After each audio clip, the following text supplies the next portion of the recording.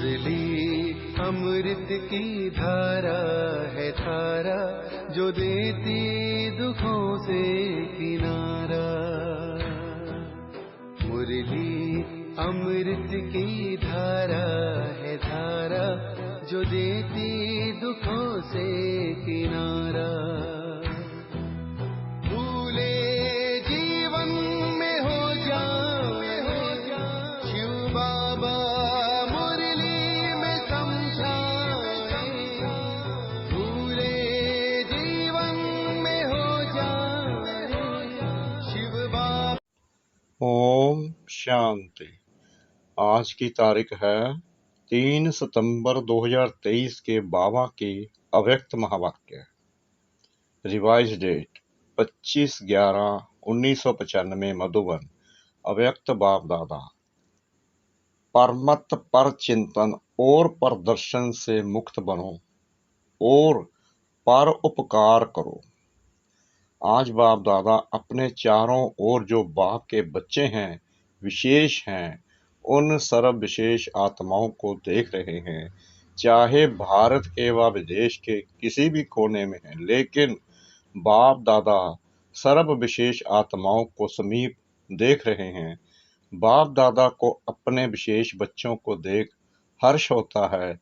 जैसे आप बच्चों को बाप को देखकर खुशी होती है ना, खुशी होती है तब तो भाग करके आए हो ना, तो बाप को भी खुशी होती है कि मेरा एक एक बच्चा विशेष आत्मा है, चाहे बुजुर्ग है, अनपढ़ है, छोटे बच्चे हैं, युवा है, परवर्ती मार्ग वाले हैं, प्रवृत्ति वाले हैं, लेकिन सारे विश्व के आगे विशेष हैं। चाहे कितने भी बड़े बड़े वैज्ञानिक चमत्कार दिखाने वाले भी हैं, चंद्रमा तक पहुंचने वाले भी हैं, लेकिन बाप के विशेष बच्चों के आगे वो भी अनजान हैं। पांचों ही तत्वों को जान लिया, उन्हों पर विजय भी प्राप्त कर ली, लेकिन छोटी सी बिंदु आत्मा को नहीं जाना। यहाँ छोटे बच्चे से भी पूछेंगे तुम कौन हो, तो क्या कहेगा? आत्मा हूँ कहेगा ना। आत्मा कहाँ रहती है वो भी बताएगा। और वैज्ञानिक से पूछो आत्मा क्या है, आत्मा के ज्ञान को अभी तक जान नहीं सके। तो कितने भी बड़े हिस्ट्री के हिसाब से, इस दुनिया के हिसाब से विशेष हो, लेकिन जिसने अपने को नहीं जाना, उससे तो यहाँ का 5 वर्ष वाला बच्चा विशेष हो गया। आप लोगों का शुरू का बहुत फलक का गीत है, याद है? कौन सा गीत है? एक गीत था, कितना भी बड़ा सेठ स्वामी हो, लेकिन अलफ को नहीं जाना तो कितने भी बड़े हो, चाहे नेता हो चाहे अभिनेता हो, लेकिन अपने आप को नहीं जाना तो क्या जाना। तो ऐसी विशेष आत्माएं हों। यहाँ की अनपढ़ बुजुर्ग माता है और दूसरी तरफ अच्छा महात्मा है, लेकिन बुजुर्ग माता फलक से कहेगी कि हमने परमात्मा को पा लिया, और महात्मा कहेगा परमात्मा को पाना बहुत मुश्किल है। लेकिन यहाँ 100 वर्ष के आयु वाली भी निश्चय बुद्धि होगी तो वो क्या कहेगी? तुम ढूंढते रहो, हमने तो पा लिया। तो महात्मा भी आपके आगे क्या है? प्रवृत्ति वाले फलक से कहेंगी कि हम डबल पलंग पर सोते, इकट्ठे रहते भी पवित्र हैं, क्योंकि हमारे बीच में बाप है। और महात्माएं क्या कहेंगे? कहेंगे आग कपोस इकट्ठा रहना यह तो असंभव लगता है। और आपके लिए क्या है? प्रवृत्ति वाले बताओ, पवित्र रहना मुश्किल है या सहज है? बाबा पूछ रहे हैं, प्रवृत्ति वाले बताओ, पवित्र रहना मुश्किल है या सहज है? सहज है, या कभी कभी मुश्किल हो जाता है। जो पक्के हैं वो तो बड़ी सभा हो या कुछ भी हो, फलक से कह सकते हैं कि पवित्रता तो हमारा सब धर्म है, पर धर्म नहीं है, सब धर्म है। तो सब सहज होता है, पर मुश्किल होता है अपवित्रता पर धर्म है, लेकिन पवित्रता सब धर्म है। तो ऐसे अपनी विशेषता को जानते हो ना, क्योंकि नए नए भी बहुत आए हैं ना, लेकिन कितने भी नए हैं, पवित्रता का पाठ तो पक्का है ना।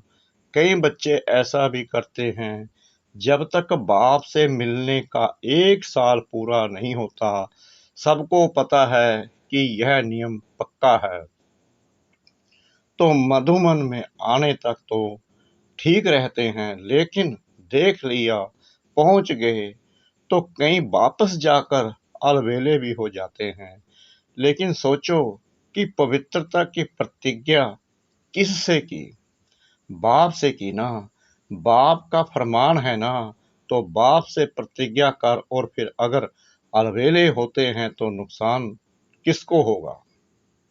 ब्राह्मण परिवार में तो 1 जाते हैं 10 आते हैं, लेकिन नुकसान कमजोर होने का उन आत्माओं को होता है। इसलिए जो भी नए नए पहली बार आए हैं, वो बाप के घर में तो पहुंच गए, यह तो भाग्य की बात है ही, लेकिन तकदीर की लकीर को कभी भी कम नहीं करना, तकदीर को बड़ा करना। देखो, कोई भी बच्चा लौकिक में भी पैदा होता है तो सभी क्या कहते हैं? सदा जिंदा रहे, बड़ी आयु रहे। तो बाप दादा भी विशेष आत्माओं की अविनाशी विशेषता देखना चाहते हैं, थोड़े टाइम की नहीं, 1 साल चले 2 साल चले, ये नहीं, अविनाशी रहने वाले को ही अविनाशी प्रारब्ध प्राप्त होती है। तो माताएं भी पक्की हैं, क्योंकि चाहे आप 1 साल के हो या 2 साल के हो, 4 के हो, लेकिन समाप्ति तो एक ही समय होनी है ना। विनाश तो इकट्ठा ही होगा ना। कि आप कहेंगे कि हम तो 2 साल के हैं, हमारी सिल्वर जुलवे हो जावे।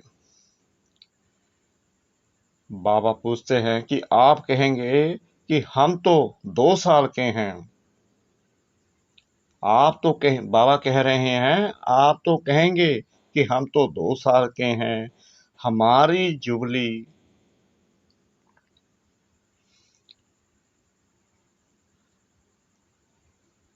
बाबा कह रहे हैं कि आप कहेंगे कि हम तो 2 साल के हैं, हमारी सिल्वर जुबली हो जावे, पीछे विनाश होवे।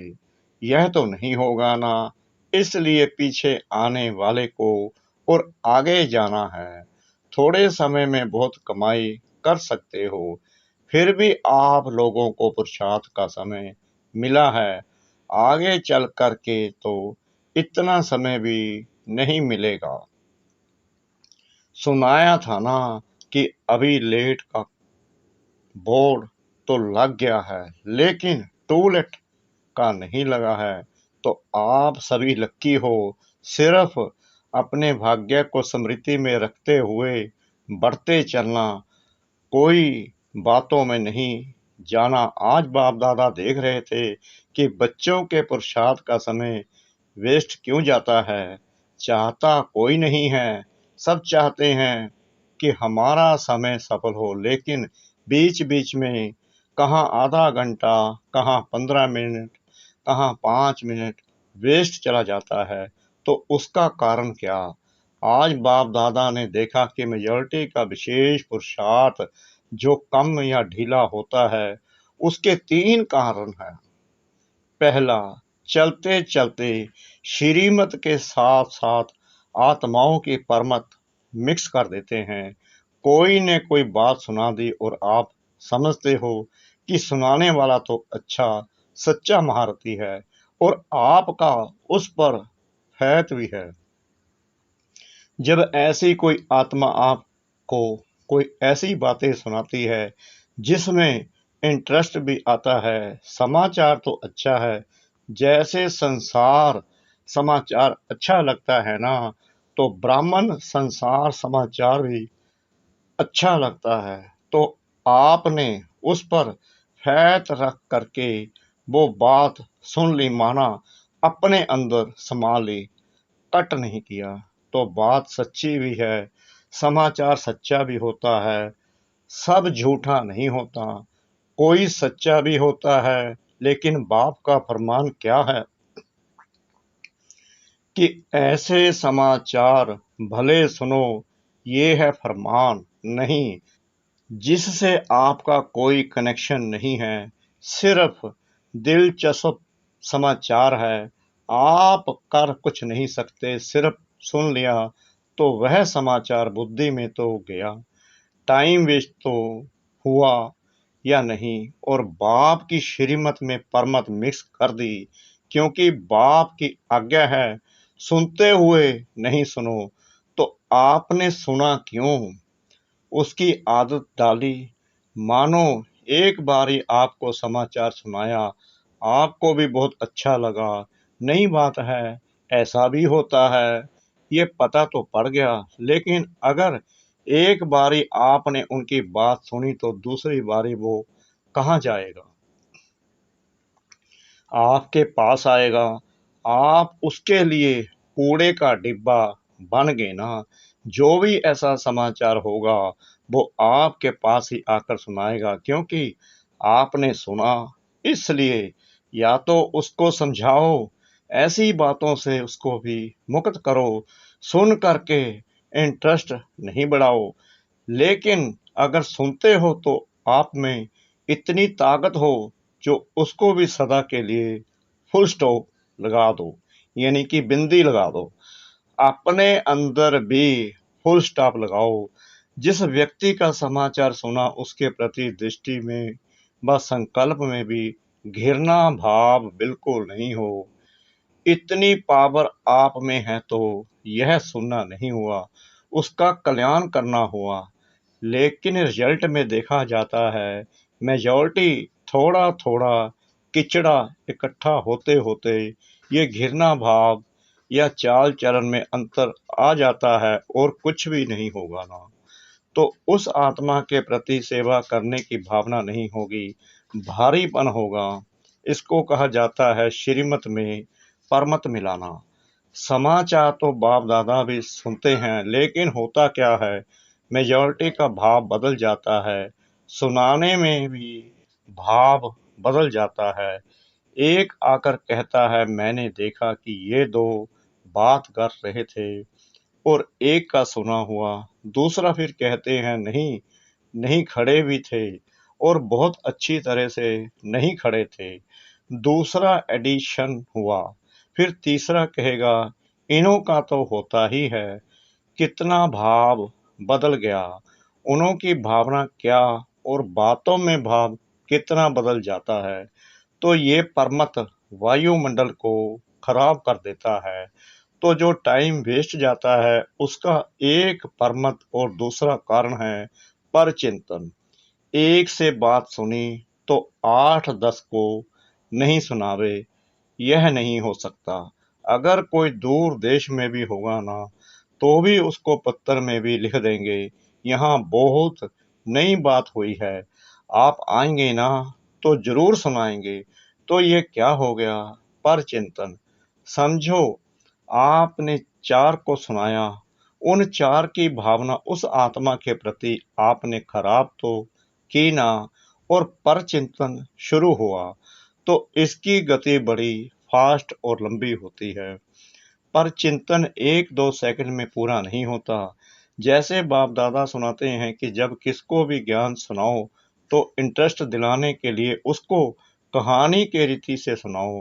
पहले ये हुआ, फिर क्या हुआ, फिर क्या हुआ, फिर क्या हुआ, तो इंटरेस्ट बढ़ता है ना। ऐसे जो परचिंतन होता है वो भी एक इंटरेस्टेड होता है।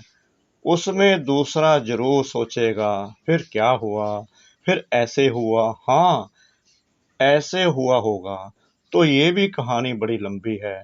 बाप दादा तो सबकी दिल की बातें सुनते भी हैं, देखते भी हैं। कोई कितना भी छिपाने की कोशिश करे, सिर्फ बाप दादा कहाँ लोक संग्रह के अर्थ खुला इशारा नहीं देते। बाकी जानते सब हैं, देखते सब हैं। कोई कितना भी कहे कि नहीं, मैं तो कभी नहीं करता। बाप दादा के पास रजिस्टर है, कितने बार किया, क्या क्या किया, किस समय किया, कितनों से किया, यह सब रजिस्टर है। सिर्फ कहाँ कहाँ चुप रहना पड़ता है तो दूसरी बात सुनाई। पर चिंतन, उसका सब चिंतन कभी नहीं चलेगा।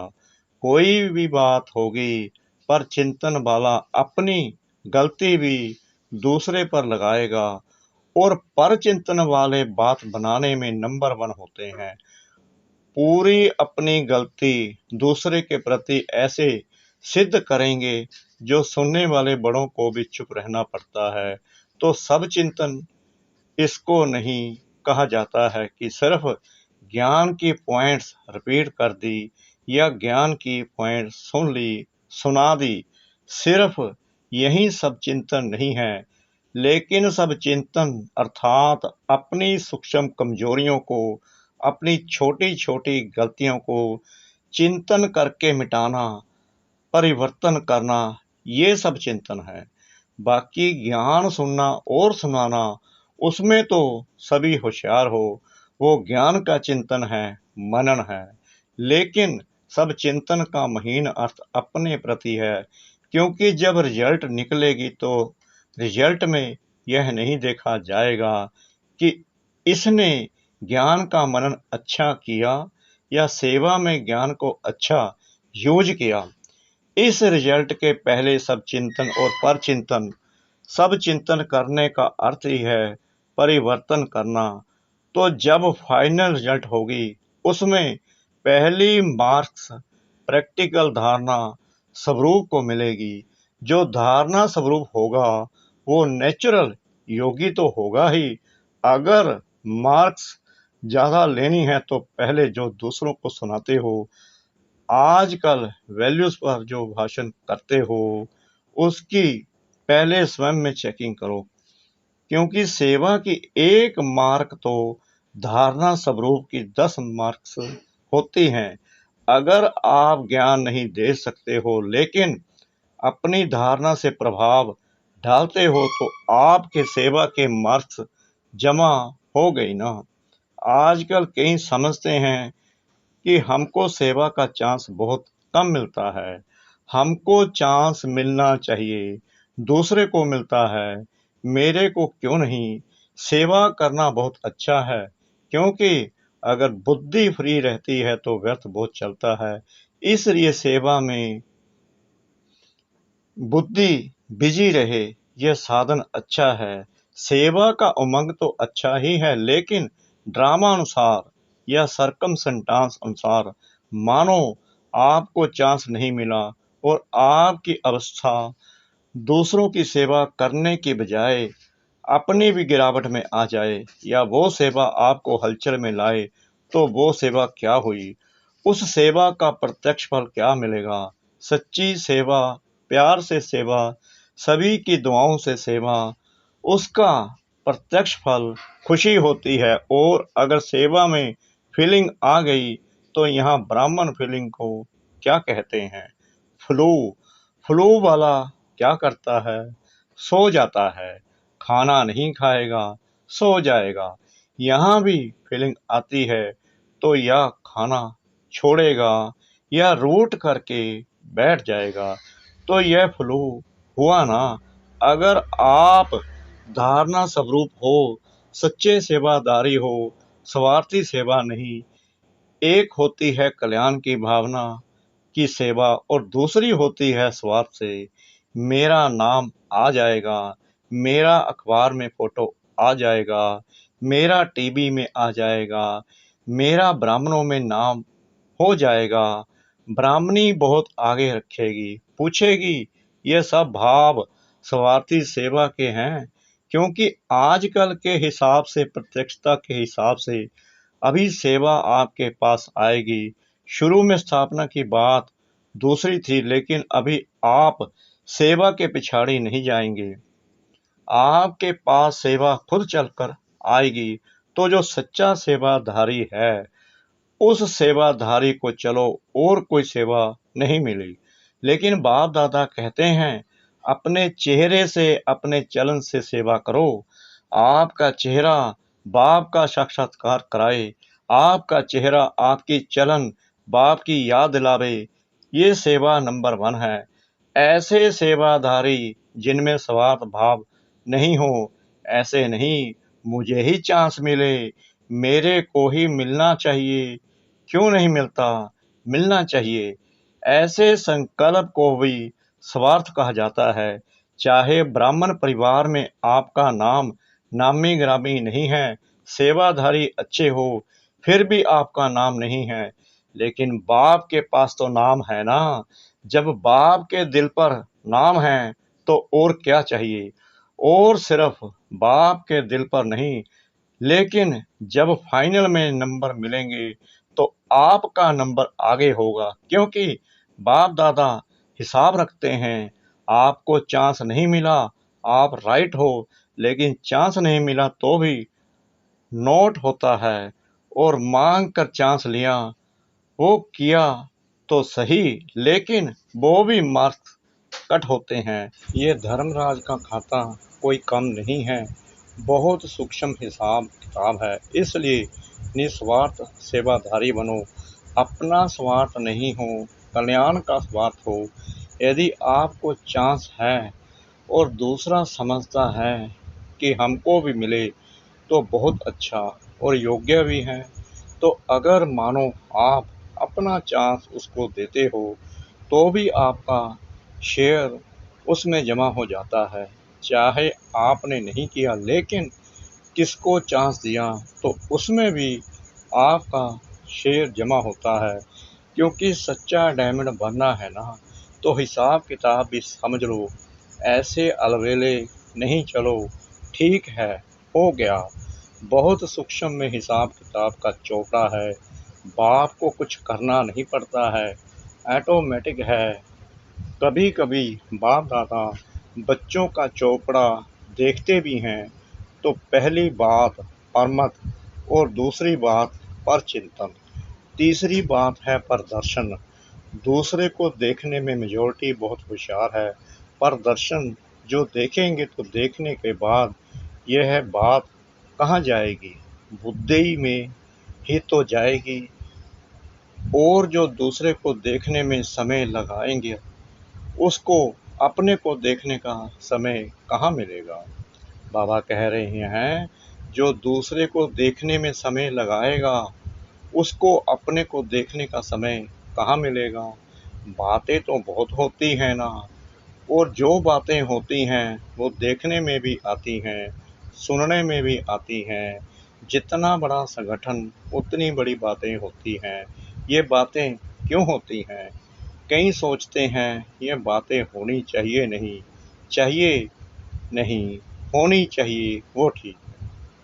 लेकिन जिसके लिए आप समझ रहे हो नहीं होनी चाहिए, उसमें समय क्यों दिया। और ये बातें ही तो पेपर हैं। जितनी बड़ी पढ़ाई उतने बड़े पेपर भी होते हैं। यह वायुमंडल बनना है, यह सबके लिए पेपर भी है कि परमत या प्रदर्शन या परचिंतन में कहाँ तक अपने को सेफ रखते हैं। दो बातें अलग हैं। एक है जिम्मेवारी, जिसके कारण सुनना भी पड़ता है, देखना भी पड़ता है। तो उसमें कल्याण की भावना से सुनना और देखना जिम्मेवारी है, कल्याण की भावना है, वो ठीक है। लेकिन अपनी अवस्था को हलचल में लाकर देखना, सुनना या सोचना ये रॉन्ग है। अगर आप अपने को जिम्मेवार समझते हो तो जिम्मेवारी के पहले अपनी ब्रेक को पावरफुल बनाओ। जैसे पहाड़ी पर चढ़ते हैं तो पहले से ही सूचना देते हैं कि अपनी ब्रेक को ठीक चेक करो। तो जिम्मेवारी भी एक ऊंची स्थिति है। जिम्मेवारी भले उठाओ, लेकिन पहले ये चेक करो कि सेकंड में बिंदी लगती है कि लगाते हो बिंदी और लग जाता है क्वेश्चन मार्क, वो रोंग है। उसमें समय और एनर्जी वेस्ट जाएगी। इसलिए पहले अपना ब्रेक पावरफुल करो। चलो, देखा सुना, जहाँ तक हो सका कल्याण किया और फुल स्टॉप। अगर ऐसी स्थिति है तो जिम्मेवारी लो, नहीं तो देखते नहीं देखो, सुनते नहीं सुनो, सब चिंतन में रहो, फायदा इसमें है। तो आज का पाठ क्या हुआ? परमत, पर चिंतन और प्रदर्शन, इन 3 बातों से मुक्त बनो और एक बात धारण करो। वो एक बात है, पर उपकारी बनो। 3 प्रकार की पर को खत्म करो और एक पर उपकारी बनो। बनना आएगा तो किन बातों से मुक्त बनेंगे? माताएं क्या करेंगी? बच्चों के उपकारी या पर उपकारी, सर्व उपकारी, सहज या कठिन है? अच्छा, चारों ओर के सर्व विश्व के विशेष आत्माओं को सदा सब चिंतन ज्ञान चिंतन करने वाले श्रेष्ठ आत्माओं को सदा बाप के श्रेष्ठ मत पर हर संकल्प बोल और कर्म करने वाले समीप आत्माओं को चारों ओर के डायमंड जुबली के लिए स्वयं को और सेवा को आगे बढ़ाने वाले ऐसे विशेष आत्माओं को बाप दादा का याद प्यार और नमस्ते। अच्छा, मीठे मीठे सिकलाते बच्चों प्रति माता पिता बाप दादा का याद प्यार और गुड मॉर्निंग। रूहानी बाप की रूहानी बच्चों को नमस्ते। हम रूहानी बच्चों की रूहानी बाप दादा को श्रद्धा भरी प्रेम भरी नमस्ते। शुक्रिया बाबा, शुक्रिया बाबा, शुक्रिया बाबा, इस मीठी मीठी मीठी मुरली के लिए। वरदान, महावीर बन संजीवनी बूटी द्वारा मूर्छित को सुरजीत करने वाले शक्तिवान भव। जैसे सूर्य स्वयं शक्तिशाली है तो चारों ओर अपनी शक्ति से प्रकाश फैलाता है, ऐसे शक्तिवान बन अनेकों को संजीवनी बूटी देकर मूर्छित को सुरजीत बनाने की सेवा करते रहो। तब कहेंगे महावीर, सदा स्मृति रखो कि हमें विजयी रहना है और सबको विजयी बनाना है। विजयी बनने का साधन है बिजी रहना। सब कल्याण अथवा विश्व कल्याण के कार्य में बिजी रहो तो विघ्न विनाशक वायुमंडल बनता जाएगा। स्लोगन, दिल सदा एक दिला राम में लगी रहे, यही सच्ची तपस्या है। दिल सदा एक दिला राम में लगी रहे, यही सच्ची तपस्या है। ओम शांति।